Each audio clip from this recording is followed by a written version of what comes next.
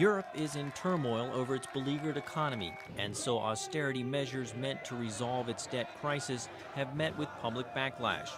European Union finance ministers met in Poland last week in search of answers, joined by U.S. Treasury Secretary Timothy Geithner. Europe's obviously under a lot of pressure, and they've faced a lot of challenges, and it is affecting us. It's affecting confidence here and around the world, not just in Europe. And that's where the BRICS come in. China and other emerging nations have weathered the global financial crisis and have deep pockets of foreign currency reserves. Chinese economist Luo Xiaopeng says there is no doubt China will offer to help. They have to do this for many reasons. One is the Chinese economy is still really relying on export. Europe is China's second largest trading market, and the euro accounts for nearly 30% of China's $3 trillion in foreign reserves. And China wants to shift more of its reserves to the euro to reduce its reliance on the U.S. dollar. Yukon Huang is a senior associate at the Carnegie Endowment for International Peace.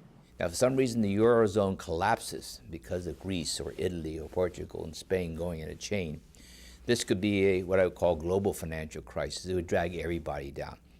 But it is unlikely China or others will lend Europe a hand, he says, until Europe has a solution to its debt crisis in place.